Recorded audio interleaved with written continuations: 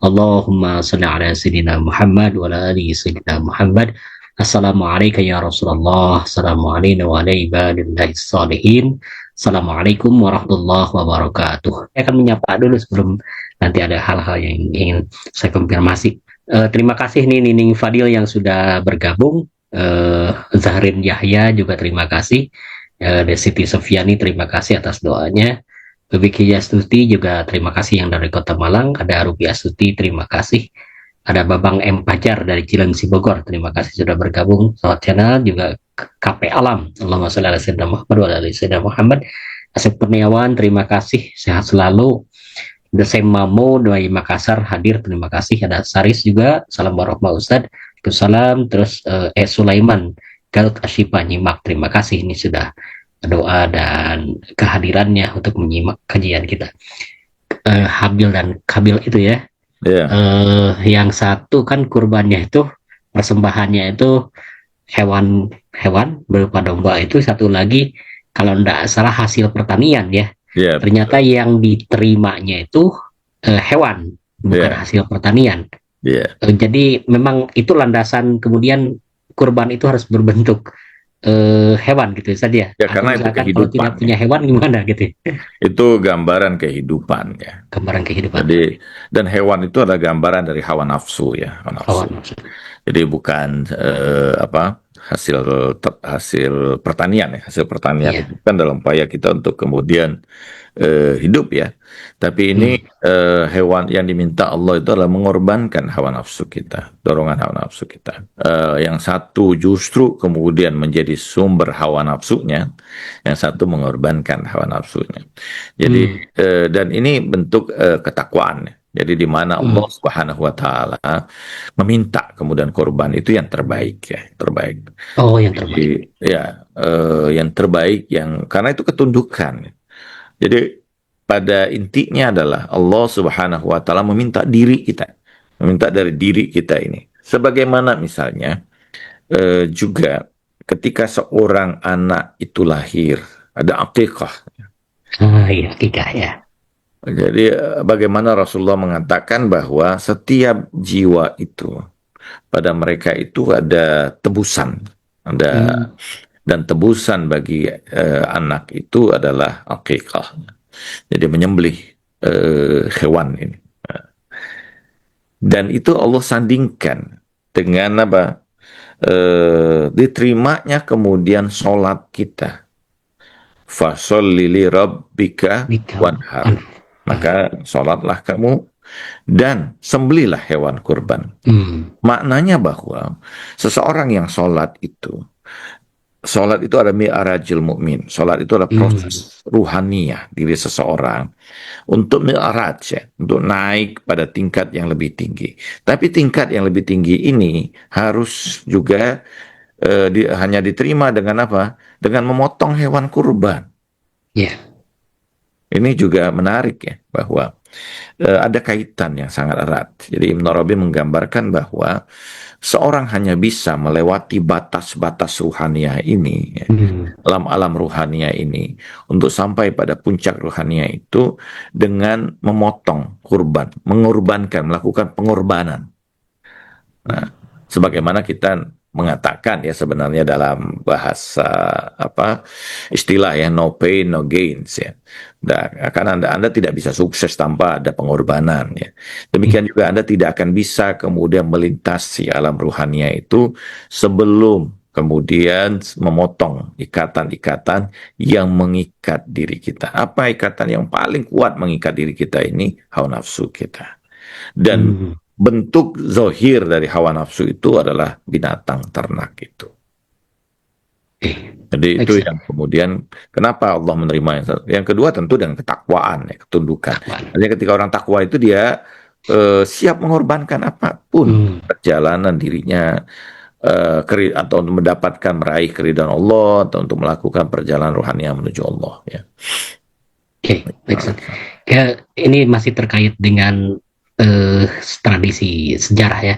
Ini Ustaz, kalau kan Nabi Ibrahim, Nabi Ismail, tapi kemudian digantikan dengan domba. Tapi saya ingat dengan tradisi ini, Abdul Muthalib misalnya. Abdul Muthalib itu dalam satu tarikh itu disebutkan bahwa Abdullah itu hendak dikurbankan ya, Ya, ya. karena memiliki 10 apa, Ya, beliau nazar ya, jadi nazar menazar 10. untuk mendapatkan, ini satu peristiwa menarik ya sebenarnya, Hmm, bahwa ini satu rahasia Allah, bahwa anak yang terakhir itu adalah Abdullah, dan tuh. paling disayang. Kenapa? Karena keindahan wajahnya, dan nubuat yang juga hadir Iya. bersamanya ya. Dan karena itu kemudian Abdul Muthalib, ketika kemudian eh, apa namanya, karena sudah bernazar anak terakhir itu untuk dikorbankan, sehingga kemudian rasa sayang yang luar biasa pada anak ini, Iya. nubuat yang muncul begitu banyak ya pada anak ini, sehingga Nabi Abdul Thalib Tuh. itu dapatkan nasihat dari seorang ahli nujum untuk melakukan qur'ah. Ya. Qur'ah itu Hmm. adalah dengan kemudian mengorbankan. Hmm. Sampai seberapa banyak kemudian nama nama Abdullah ini keluar, sehingga kemudian tergantikan dengan ini. Sampai 100 kali qur'ah itu barulah kemudian keluar onta ya, gitu. Iya. Syamal. Sehingga mengorbankan 100 ekor onta untuk menggantikan kemudian nyawa dari Abdullah ini. Nah, eh, Abdul Muttalib ketika kelahiran Abdullah ini kan, dia mendapatkan nubuah yang luar biasa ya, Hmm. bahwa ini munculnya cahaya yang begitu ini di Mekah terang benderang. Bahkan eh, kalangan Yahudi itu mengira bahwa nabi terakhir itu adalah Abdullah. Karena itu dalam satu riwayat dikatakan bahwa Abdullah itu tidak mati dan karena sakit, tapi dibunuh oleh Yahudi. Hmm. Karena eh, apa? Mereka mengira bahwa ini adalah nabi yang terakhir itu. Hmm. Kenabian akan datang dari dirinya. Jadi ini terkait nanti dengan riwayat kenapa Rasulullah SAW diutus dikirim oleh Abdul Muthalib itu untuk bersama dengan Halimatus Sa'diyah kepada desa yang paling jauh, yang tersembunyi. Apakah sebagian riwayat mengatakan kenapa? Karena tidak mampu membayar apa untuk Susu ya, ibu. biaya menyusui Rasulullah SAW ya. Ini satu hal yang mustahil. Kenapa? Abdul Muthalib orang yang kaya raya. Dia mampu kemudian melakukan kurban. Ada Hmm. 100 onta dikurbankan hanya untuk menyelamatkan Abdullah. Sebab dalam riwayat Ahlul Bait disebutkan bahwa ini untuk menyembunyikan Rasulullah SAW dari pandangan-pandangan orang-orang Yahudi yang mencari kemudian sosok Nabi terakhir itu untuk membunuhnya. Hmm. Karena hasutnya Yahudi ini, seandainya Nabi terakhir itu turun dari silsilah Ishak ya alaihissalam, maka seluruh Yahudi itu pasti akan menerima keislaman. Tapi karena hati mereka itu dipenuhi rasa iri, hasud ya, rasa dengki, sementara Nabi terakhir muncul dari Ismail. ya dari rahim, dari silsilah Nabi Allah Ismail alaihissalam, ini yang menimbulkan kebencian luar biasa ya.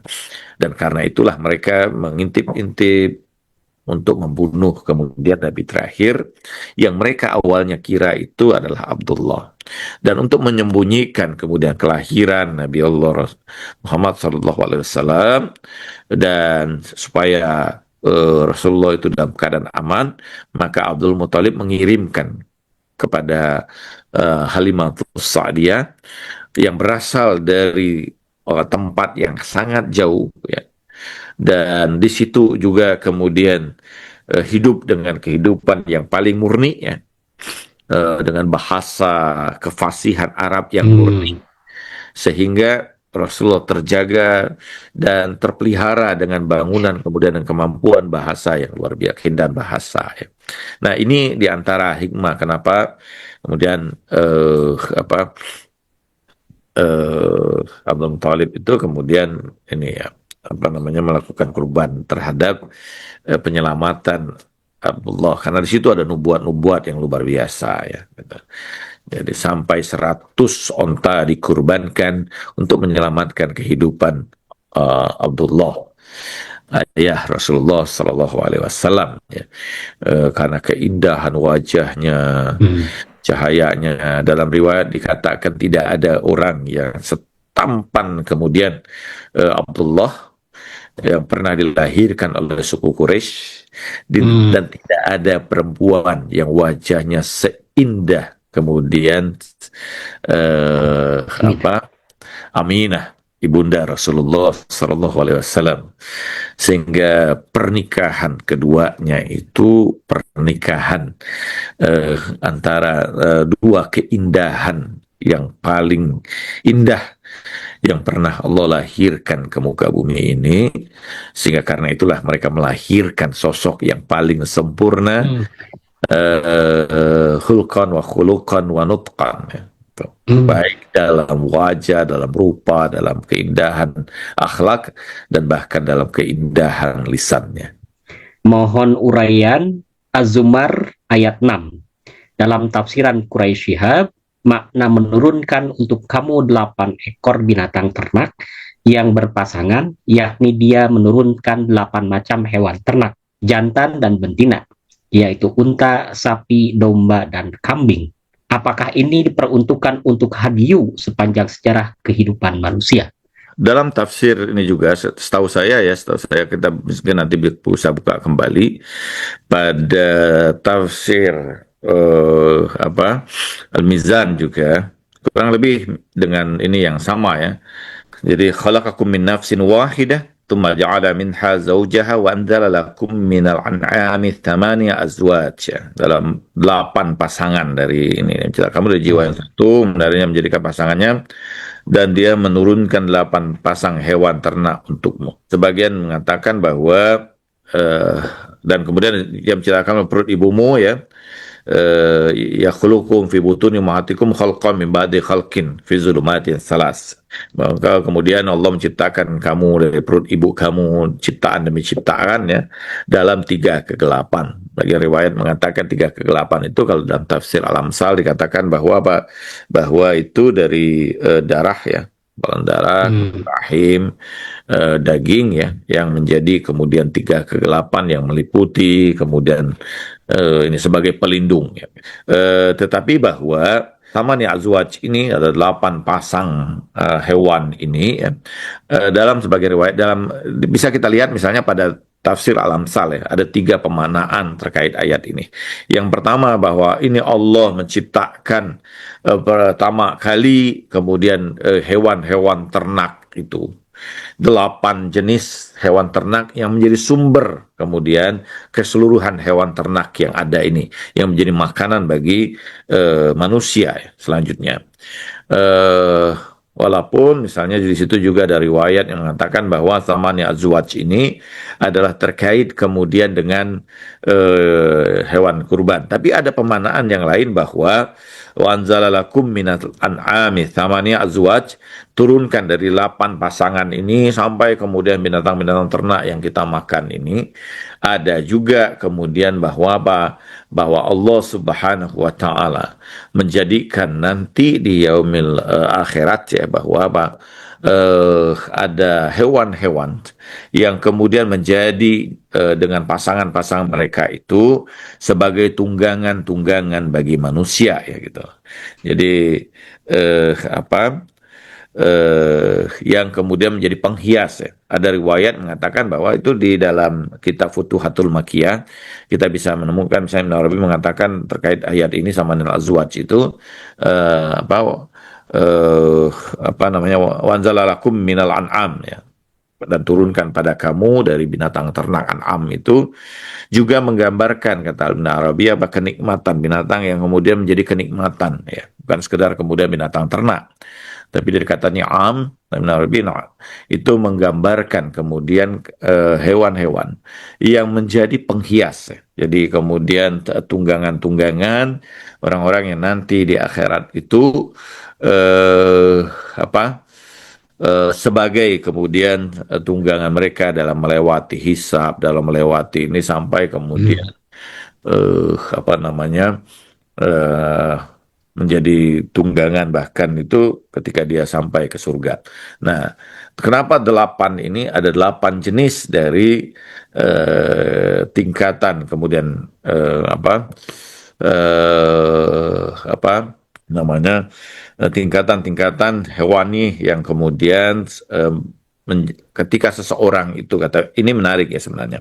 Jadi Narabi menjelaskan begini ini bahwa ada delapan kemudian sifat-sifat yang terkait dengan sifat-sifat hewaniah pada diri manusia yang kalau sifat-sifat itu dikendalikan menjadi kendali dalam kendali diri manusia, itulah yang akan menyelamatkan manusia itu, gitu kan. Nah, jadi itu misalnya dorongan-dorongan ya, ya, karena manusia ini kan terdiri dari tiga tingkatan utama ya sebenarnya. Ada nafsu nabatia, ada nafsu hewania, ada nafsu apa itu diantaranya bahwa itu ada amarah, ada syauqi, Hmm. ya, ada dan seterusnya. Ada delapan kemudian juga apa namanya indera batinia yang ada pada diri manusia yang kalau dikendalikan itu semua itu menjadi tunggangan manusia dalam perjalanan Hmm. dirinya ini apa melewati tahap-tahap ruhania itu penafsiran dalam konteks Narabi ya dalam konteks Irfani. Walaupun jadi karena itu ada tiga pemaknaan terkait dengan ayat ini ya. Walakum minal an'ami thamani azwaj ya apa sebagai sumber utama binatang-binatang yang kemudian binatang itu menghadirkan beragam binatang-binatang berikutnya ya. Jadi dari delapan pasang ini menghasilkan kemudian begitu banyak jenis ya dalam apa namanya dalam menjadi makanan bagi manusia ya hewan-hewan menjadi makanan bagi manusia. Kemudian bahwa ada juga dalam pemanaan ini yaitu hewan-hewan yang kemudian dikurbankan menjadi hewan kurban atau juga kemudian dalam pemanaan yang dalam pada konteks irfan itu adalah daya hewania yang ada pada diri manusia yang kemudian itu dikendalikan menjadi tunggangan-tunggangan manusia dalam perjalanan dirinya melewati beragam kemudian tingkatan-tingkatan yang akan dilewati pada yaumil kiamah. Dia bertanya, izin Kiai, apakah benar ada larangan untuk potong rambut dan kuku sampai hari kurban? Ya, itu ini ya mustahab ya, mustahab. Mustahab ya. Terutama bagi mereka yang kemudian menunaikan ibadah haji. Hmm. Bahkan itu dalam riwayat dikatakan di antara adab ya untuk menunaikan ibadah haji itu mulai 3 bulan sebelum dari menunaikan ibadah haji itu kita dianjurkan untuk membiarkan rambut-rambut yang ada pada tubuh ini itu tidak dipotong. Demikian juga kuku ini ya kuku kita sampai kemudian kita tahallul ya.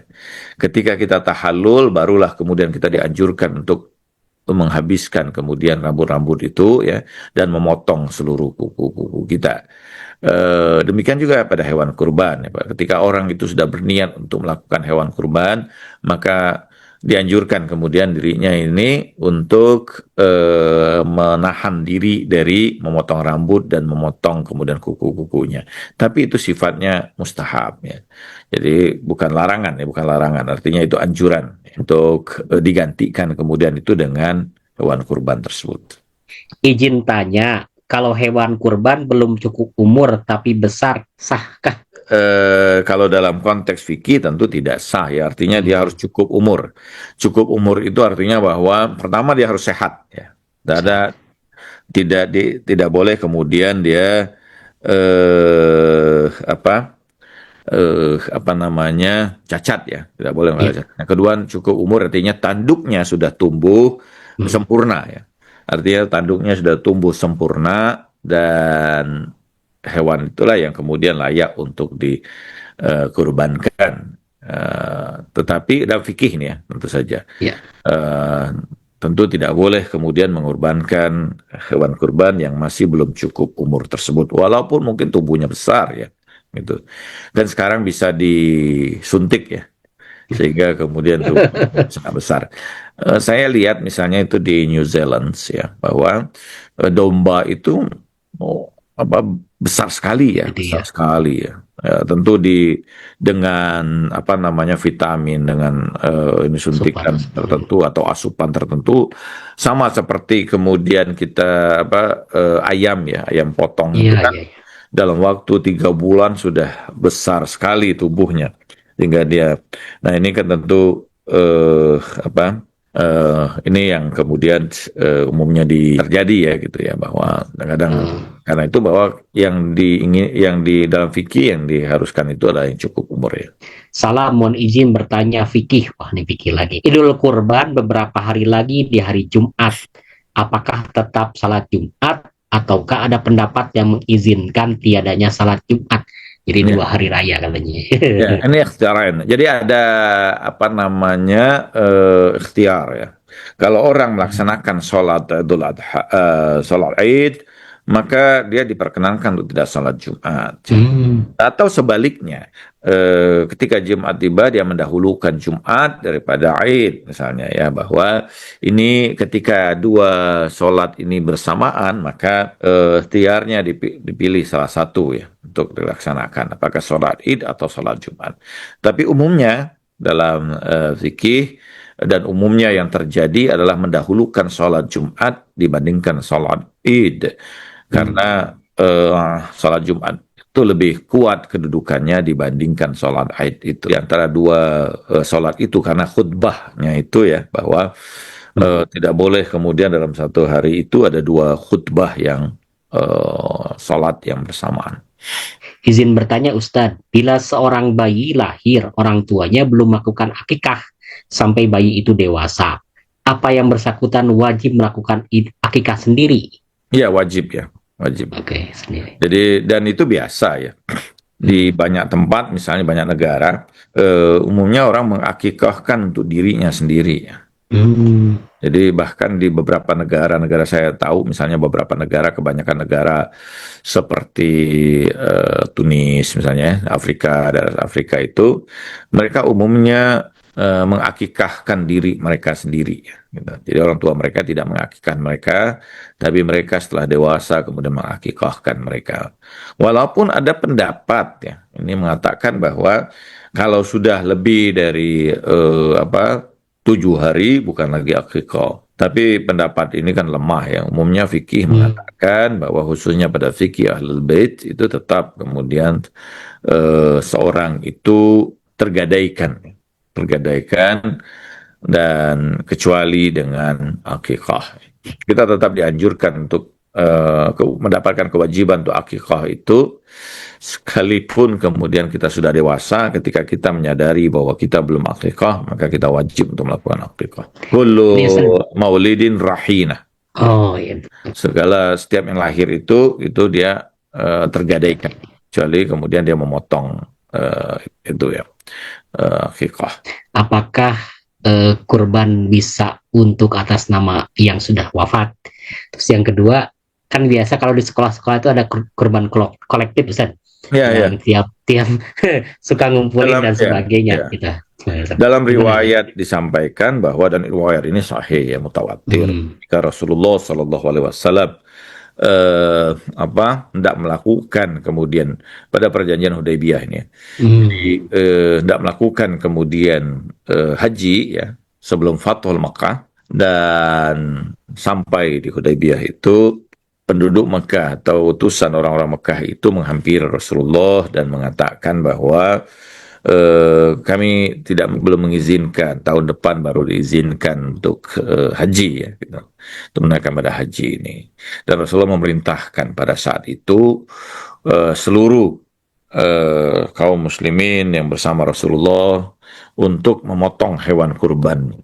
dan Rasulullah memotong 3 hewan kurban pada saat itu. Ada yang bertanya, ya Rasulullah, kenapa ada 3? Rasulullah mengatakan, aku memotong untuk diriku, aku memotong untuk keluargaku, dan aku memotong untuk seluruh kaum muslimin. Jadi ini menjadi dasar bahwa kebolehan kurban ya untuk kemudian keluarga, atas nama keluarga, baik yang masih hidup ataupun yang meninggal dunia ya.